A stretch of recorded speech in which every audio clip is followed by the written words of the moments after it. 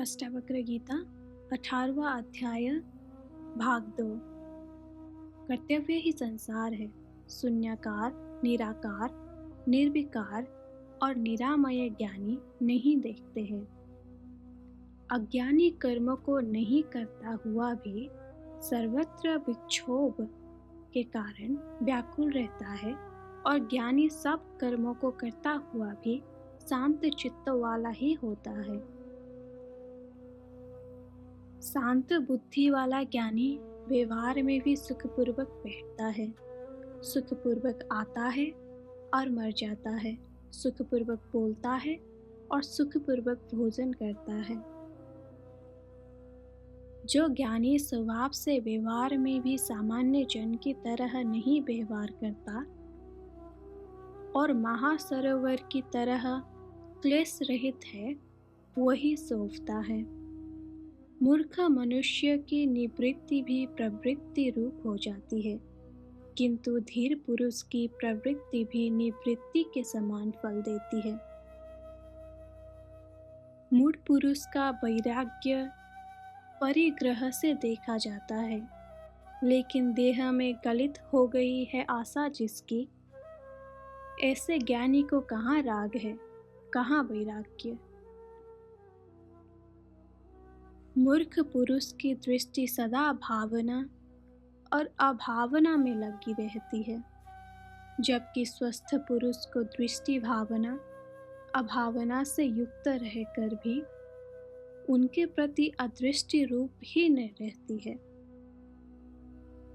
जो मुनि बालक के समान व्यवहार करता है एवं कामना रहित रूप से सभी कर्मों का आरंभ करता है, उस शुद्ध स्वरूप को क्रियमाण कर्म भी लिप्त नहीं करते हैं।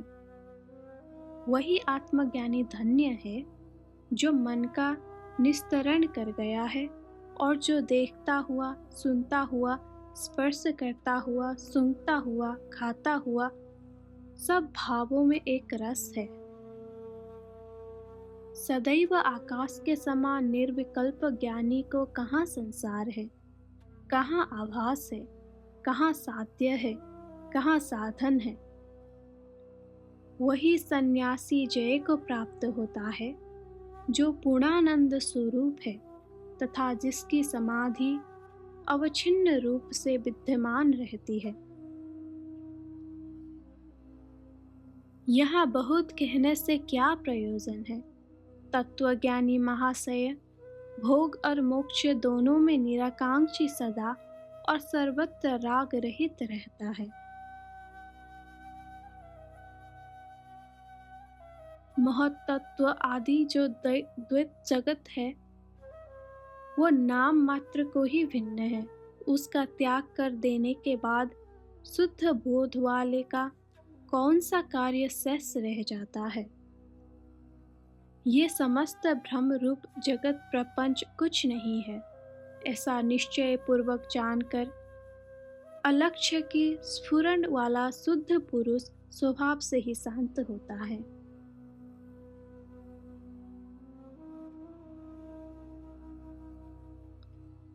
दृश्य भाव को नहीं देखते हुए शुद्ध स्फुरण स्वरूप का अनुभव करने वाले को कहाँ विधि है और कहाँ वैराग्य है, कहाँ त्याग है और कहाँ शांति है। और अनंत रूपों में स्फुरित प्रकृति को नहीं देखते हुए ज्ञानी को कहाँ बंध है और कहाँ मोक्ष है, कहाँ हर्ष है और कहाँ शोक है। बुद्धि पर्यंत संसार में जहाँ माया ही माया भासती है, वहाँ ममता रहित, अहंकार रहित और कामना रहित ज्ञानी ही सोचता है। अविनाशी और संताप रहित आत्मा को देखने वाले मुनि को कहाँ विद्या और कहाँ विश्व, कहाँ देह और कहाँ अहमता ममता है। यदि जड़ बुद्धि मनुष्य निरोधादि कर्मों को छोड़ता भी है तो वो तत्क्षण मनोरथों और प्रलापों को पूरा करने में प्रवृत्त हो जाता है। मंद बुद्धि उस तत्व को सुनकर भी मूढ़ता को नहीं छोड़ता है। वो बाह्य प्रयत्न में निर्विकल्प होकर मन में विषयों की लालसा वाला होता है।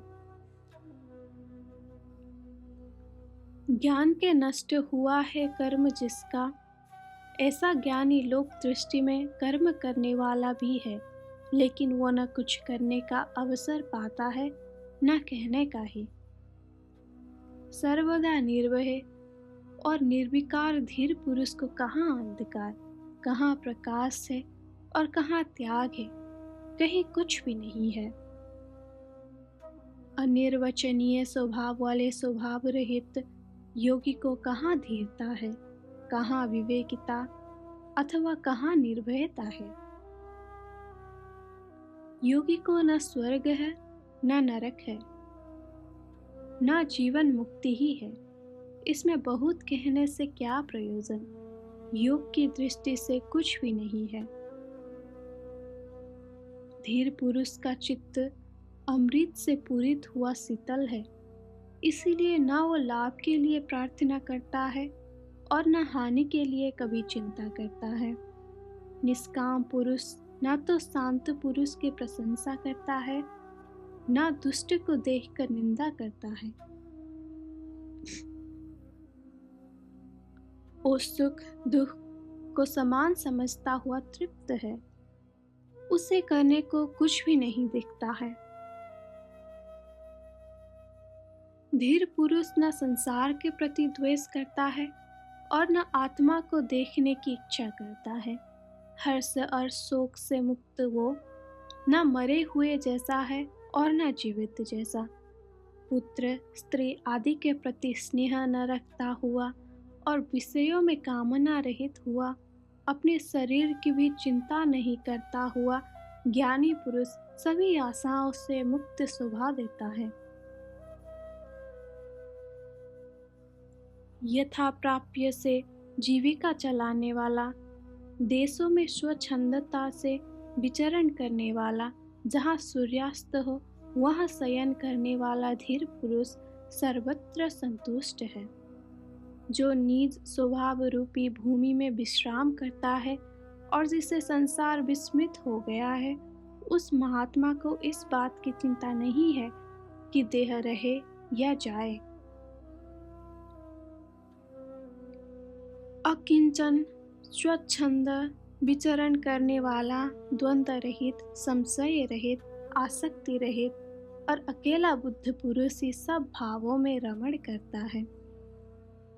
जो ममता रहित है उसके लिए मिट्टी, पत्थर और सोना समान है। जिसके हृदय की ग्रंथि टूट गई है और जिसका रज तम धुल गया, वो धीर पुरुष ही सोचता है। जो सर्वत्र व्यवधान से मुक्त उदासीन है और जिसके हृदय में कुछ भी वासना नहीं है, ऐसे तृप्त हुए मुक्तात्मा की किसके साथ तुलना हो सकती है। वासना रहित पुरुष के अतिरिक्त दूसरा कौन है जो जानता हुआ भी नहीं जानता है, देखता हुआ भी नहीं देखता है, बोलता हुआ भी नहीं बोलता है, जिसकी सब भावों में शोभन अशोभन बुद्धि कलित हो गई है, और जो निष्काम है वो ही शोभायमान है, हुआ है वो भिखारी हो या भूपति। निष्कपट, सरल और यथार्थ चरित्र वाले योगी को कहाँ स्वच्छंदता है, कहाँ संकोच है और कहाँ तत्वों का निश्चय है। आत्मा में विश्राम कर तृप्त हुए आशा रहित और शोक रहित ज्ञानी के अंतस में जो अनुभव होता है, उसे कैसे और किसको कहा जाए। जो सोया हुआ भी सुसुप्त नहीं है और न स्वप्न में भी सोया हुआ है, जागृत में भी नहीं जागा हुआ है, वो धीर पुरुष क्षण क्षण तृप्त है। ज्ञानी चिंता युक्त भी चिंता रहित है, इंद्रियों सहित भी इंद्रिय रहित है, बुद्धि सहित भी बुद्धि रहित है, तथा अहंकार युक्त भी अहंकार रहित है। ज्ञानी न सुखी है न दुखी, न विरक्त है, न संगयुक्त है, न मुमुक्षु है, न मुक्त है, न किंचन है, न अकिंचन। धन्य पुरुष विक्षेप में भी विक्षिप्त नहीं है, समाधि में भी समाधि वाला नहीं है, जड़ता में भी जड़ नहीं है, पंडित्य में भी पंडित नहीं है। मुक्त पुरुष सब स्थितियों में स्वस्थ है, किए हुए और करने योग्य कर्म में तृप्त है, सर्वत्र समान है, तृष्णा के अभाव में किए और अनकिए कर्म को स्मरण नहीं करता है। मुक्त पुरुष न स्तुति किए जाने पर प्रसन्न होता है, न निंदित होने पर क्रुद्ध होता है, न मृत्यु में उद्विग्न होता है, न जीवन में हर्षित होता है। शांत बुद्धि वाला पुरुष न लोगों से भरे नगर की ओर भागता है, न वन की ओर ही। वो सभी स्थिति और सभी स्थान में समभाव से ही स्थित रहता है। इति श्री अष्टवक्र गीतायां शांति शतकम नमाष्टादश प्रकरणम समाप्तम।